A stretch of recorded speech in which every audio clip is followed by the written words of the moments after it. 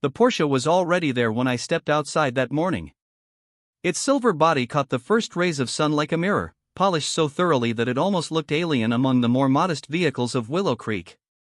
My Ford, a workhorse with 10 reliable years behind it, sat one space over, banished to the curb like a mongrel at a dog show. And there, leaning against the Porsche as though posing for a magazine cover, was Chad Miller. He wore a pastel polo shirt with the collar popped, designer sneakers so white they seemed untouchable by the dust of our cul-de-sac, and aviators that reflected the neighborhood back at me in warped, distorted fragments. He was twirling his keys, a smug rhythm to it, like each spin was a small reminder that he didn't have to be anywhere on time. When he saw me, he grinned. Not a friendly grin, no, it was the kind of grin that said he knew exactly what he was doing. "Morning, Mr. Callahan," he called out, lifting his coffee cup in mock salute. I didn't answer. My jaw was locked too tight, and words felt like they'd only feed his satisfaction. I slid into my Ford, the fabric seat groaning, and turned the key. The engine sputtered awake, dependable, steady. Not flashy. Not arrogant. And yet, as I backed out of the spot that should have been mine, I felt like the world was laughing at me. That night, I sat at my kitchen table staring at the email draft on my laptop. It was the fourth one I'd written in the last 2 weeks, and each was more desperate than the last. To Willow Creek HOA Board. Subject: Urgent Parking Violation. I wrote out the details again: dates, times, photographic evidence. I included the bylaw number, Section 3, Subsection B, which clearly stated that all residents must park only in their designated spots unless prior arrangements were made. But as I reread the words, a sick feeling pooled in my stomach. I knew exactly what would happen. The board wouldn't care. Because Karen Miller wouldn't care. The next HOA meeting fell on a Tuesday evening, as they always did, inside the community center at the edge of Willow Creek. It was a modest place, pale green walls, a faint smell of carpet cleaner, folding chairs lined in stiff rows. The board sat at the long rectangular table facing us, a picture of self-importance. Karen Miller, president, presided like royalty on a throne. Her blonde hair was perfectly coiffed, her pearl necklace gleaming under the fluorescent lights. To her right sat Greg Thompson, the treasurer, a man whose idea of compromise was always siding with Karen. Beside him was Marcia Hill, secretary and neighborhood gossip-in-chief, scribbling in her notebook as if our grievances were plotlines in her personal soap opera. I sat down in one of the stiff chairs, evidence folder tucked under my arm, and waited for my turn. Karen called the meeting to order, her voice smooth, authoritative, like a judge who already knew the verdict. Let's begin with old business. The landscaping proposal. I listened through 40 minutes of complaints about hedges, roof shingles, and paint colors before she finally asked, "Any new business?" I stood. My chair scraped loudly against the linoleum floor. Heads turned, and the room quieted. "Yes," I said. "I have an issue." Karen's eyes found mine, and I swore I saw the corners of her lips twitch upward. That smirk polished, rehearsed, infuriating. "Mr. Callahan. What's troubling you this time?" I laid the photograph on the table in front of her. A crisp, color printout of Chad's Porsche gleaming smugly in my spot, the timestamp in the corner. "My designated parking space," I said, keeping my voice steady. "Your son has taken it every morning for nearly 2 weeks. I've filed complaints. Sent emails. This is harassment, and I want it resolved tonight." Karen didn't even glance at the photo. She leaned back in her chair, tapping a manicured finger against her chin. "James, you do realize Chad's situation is temporary, don't you? His apartment's garage is under renovation. He just needs a place to park until it's finished." I clenched my fists behind my back. There are dozens of guest spots. The street is available. He has options. He doesn't need mine. Her tone hardened, though the smirk never left her lips. "But your spot is closer. Safer. We can't risk something happening to such an expensive vehicle." "And my car?" I snapped before I could stop myself. "What about my rights? The bylaws you love to quote whenever someone else steps out of line?" A low murmur rippled through the room. Greg shifted uncomfortably, but Karen's gaze never wavered. Greg cleared his throat. Now, James, let's be reasonable. It's just a parking spot. Those words detonated inside me like a bomb. Just a parking spot. As though the principle of respect, of fairness, of being treated equally, meant nothing at all. I stared at Karen, at Greg, at Marcia scribbling gleefully in her notebook. And I knew, in that sharp, electric moment, that I was utterly alone in that room. Karen leaned forward, her pearls catching the light. James, perhaps you should consider a more flexible attitude. Walking a few extra yards isn't the end of the world. Besides, it's good for your health. The laughter from a few board members was soft, but it cut like glass. My pulse roared in my ears. I gathered my photo, shoved it back into the folder, and stood straighter than I had in weeks. You'll regret dismissing this, I said quietly, but the room still heard. Karen's smirk widened. Is that a threat, Mr. Callahan? It's a promise, I replied. I left before they could say another word, my footsteps echoing through the hall. The night air outside was cool, brushing against my face like a wake-up call. The neighborhood stretched out in neat lines of identical houses, porch lights glowing, sprinklers hissing faintly in the distance. It was serene, almost mocking in its orderliness. And yet, behind every curtain, I imagined the whispers, there goes James, the complainer. The man who fights over parking spots. But they didn't understand. It wasn't about the spot. It was about respect.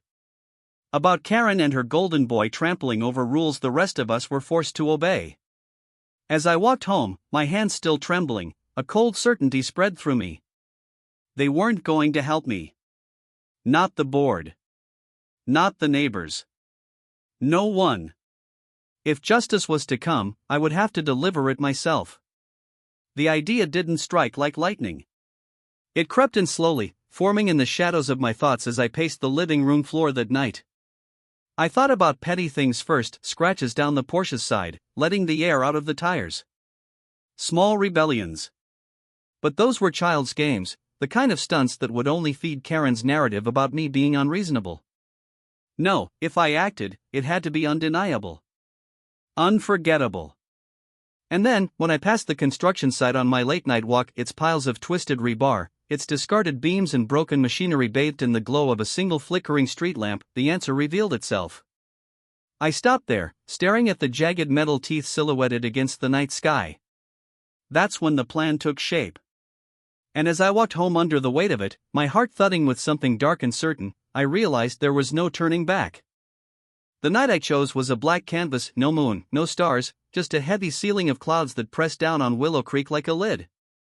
Even the street lamps seemed to glow weaker than usual, their amber halos dim, suffocated. I pulled on black work clothes, nothing fancy, just an old sweatshirt, gloves, and boots worn soft with time. The outfit wasn't for theatrics. It was for efficiency. For silence.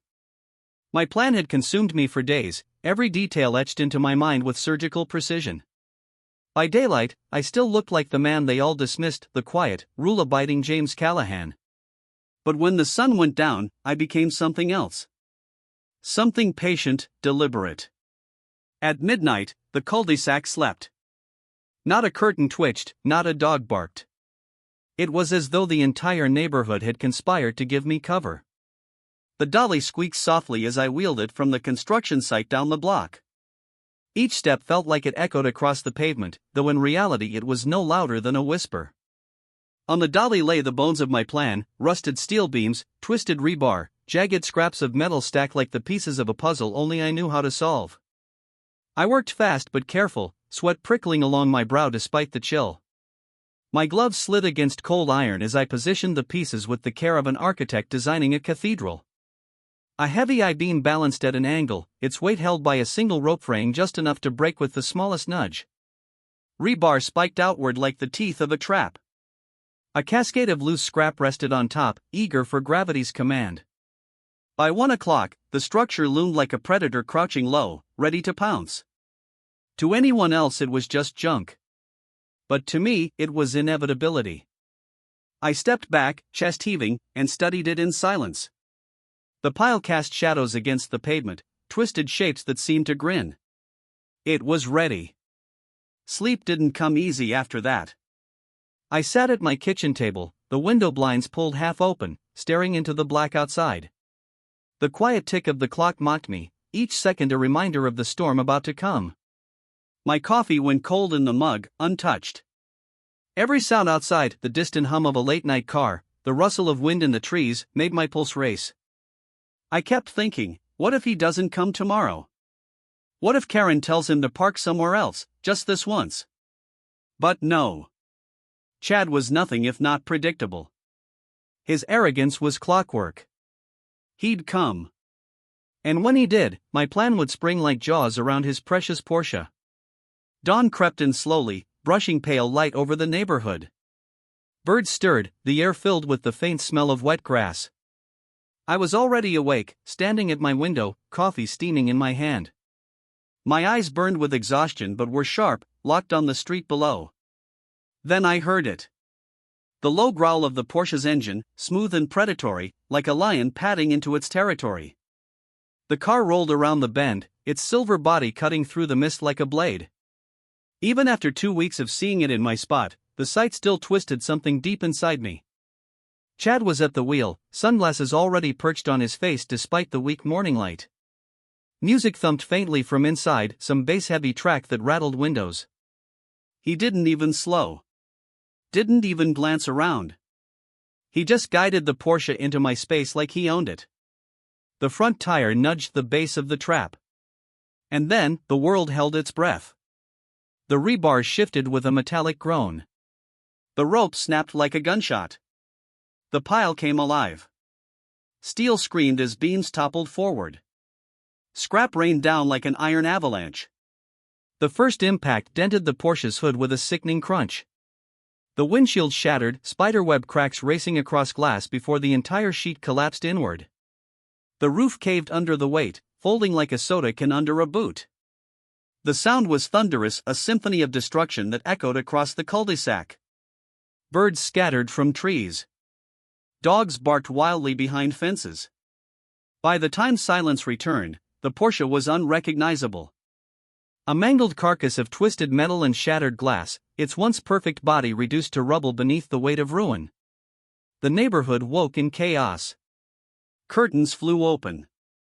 Doors banged wide. Sleepy faces, wide-eyed, poured onto porches.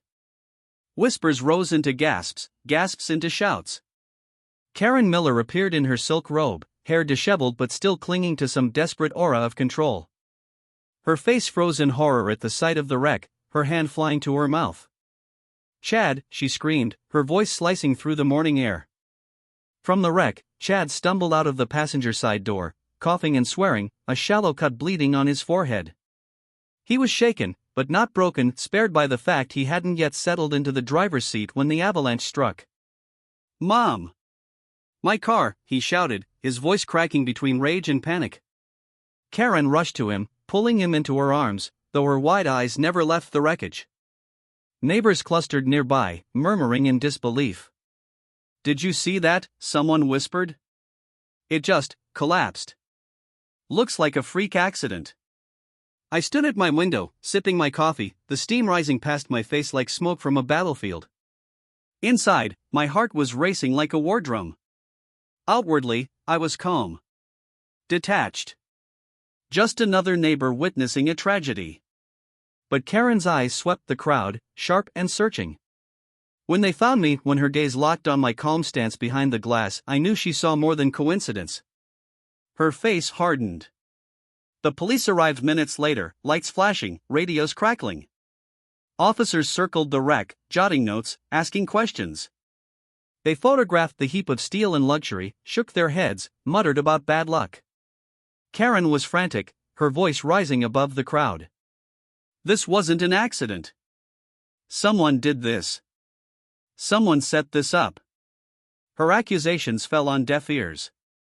The officers examined the scene, but to them it was just unstable scrap left by careless workers. An unfortunate mishap. Nothing more. But Karen didn't believe it. I could see it in her eyes as she stood there, one hand clutching her robe, the other gripping Chad's shoulder. She knew. She couldn't prove it, not yet. But she knew.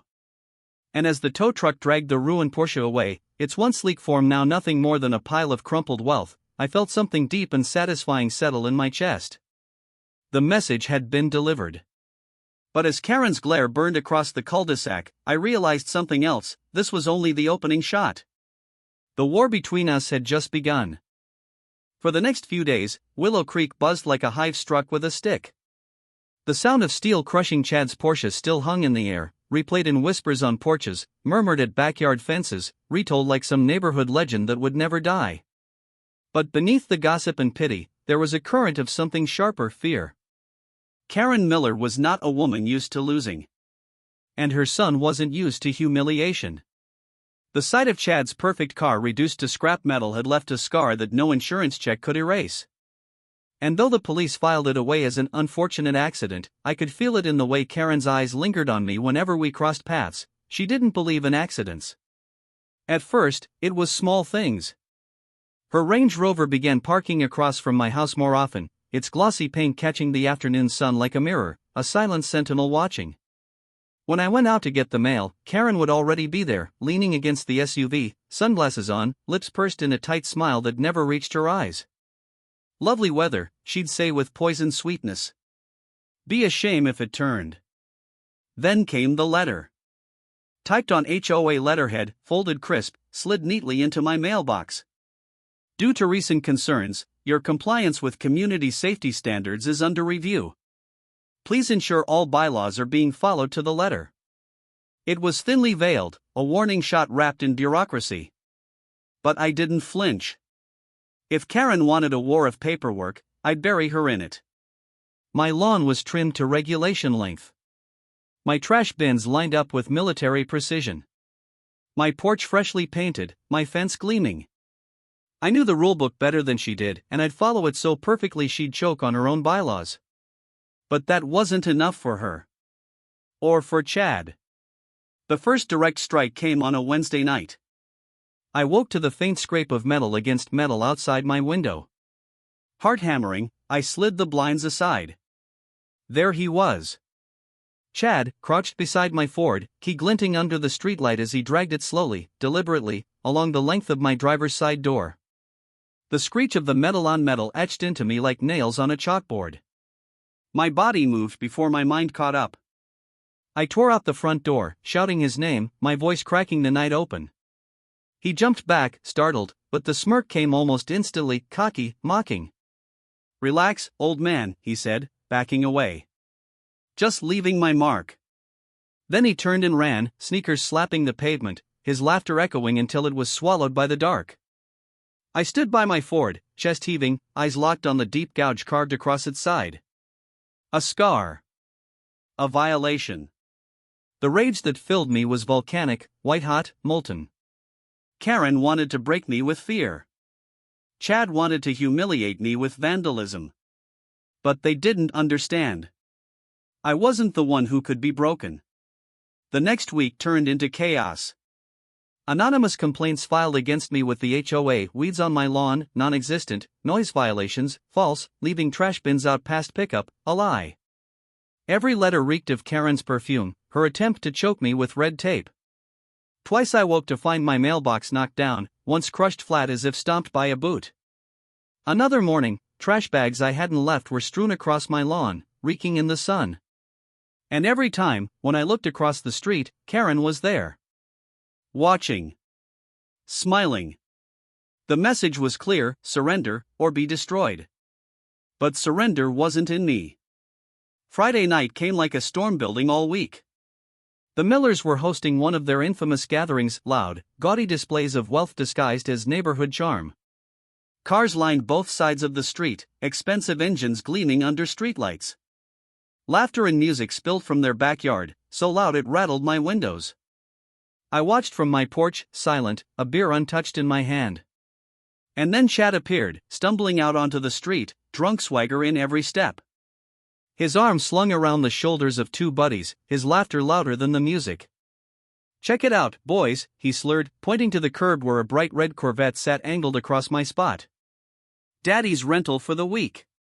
Can't keep me down." "Not me." His friends whooped, hollering admiration. Chad basked in it, arms wide, grinning like a king. My chest tightened. There it was again. My spot. Taken. Mocked. This wasn't just a car. It was a declaration. Karen and Chad weren't just ignoring me, they were daring me. I set my beer down. The plan came without hesitation, as though it had been waiting in the shadows of my mind for this exact moment. I slipped into the night like a shadow. The Corvette gleamed under the streetlight, its paint as red as a fresh wound.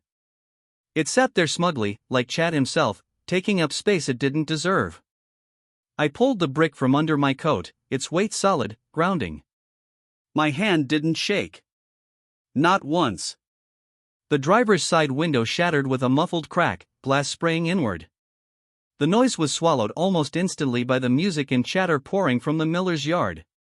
I slid the flare from my pocket, struck it alive. Its red light hissed and spat, bathing the Corvette's leather interior in a hellish glow. For a moment, I watched it burn in my hand, the flame alive, hungry. Then I tossed it inside. The fire caught instantly. The leather curled and blackened, the dashboard melting, smoke billowing up like a signal flare. The Corvette roared as flames consumed it, the heat licking the night air, the paint blistering and peeling in waves. Screams cut through the party. Laughter died in an instant. Guests spilled into the street, panic in their eyes as they watched the Corvette become an inferno. Chad staggered forward, his face pale, his drunken bravado collapsing. "My car," he shouted, voice breaking. Karen appeared behind him, clutching her robe tighter, her mouth open in horror. The fire raged, orange light reflecting in her eyes. And when she turned, scanning the crowd, her gaze found me. I stood at the edge of my driveway, arms crossed, face calm, the glow of the blaze painting me in firelight. For a heartbeat, the world seemed to still. Karen's eyes locked on mine, wide with shock, then narrowing with fury. She knew. But in that moment, surrounded by chaos and sirens wailing in the distance, she also knew she was powerless. Because she couldn't prove a thing. The Corvette burned down to a skeletal husk, a blackened shell steaming in the night. Firefighters hosed down the wreck, their lights flashing across the stunned faces of the neighborhood. The crowd whispered. Some in pity, some in awe, some in quiet satisfaction.